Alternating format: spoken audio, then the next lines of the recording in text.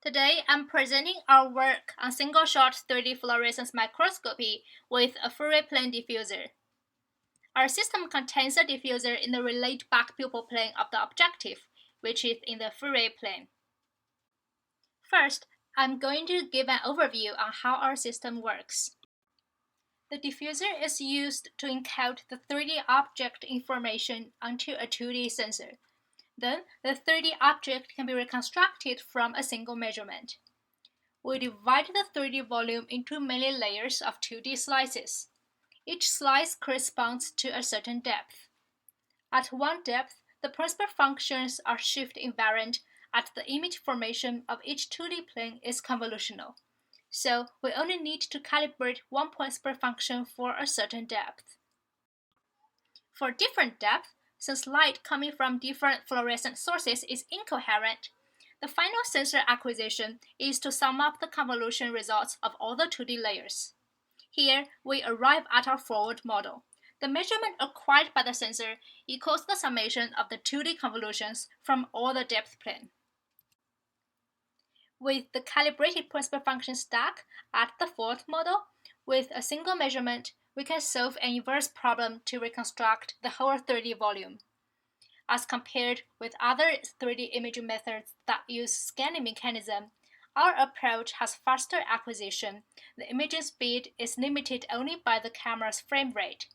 Next, let's explore the design of our diffuser. The diffuser we use is a transparent face mask, which consists of randomly located lenslets with varying focal length. Compare with Gaussian diffuser, whose principal function contains lots of background light. On our new design, the lenslets focus light to sharp points, enabling better SNR even in low light regime. What about the other aspects of the diffuser, including the lenslets location at the focal length? If all the lenslets have the same focal length but random locations, we get a diffuser of random unifocal microlens. If all the lenslets have the same focal length and their location is a regular array, we have a microlens array which is popular in light field microscope. The microlens array has a periodic principal function. When the principal function shifts by just one pitch, horizontally or vertically, the new principal function overlaps with the previous principal function, and this crosstalk cannot be distinguished during the deconvolution. So people have to insert a field stop to limit the field of view to be within the size of one lenslet, which ends up with a very small field of view.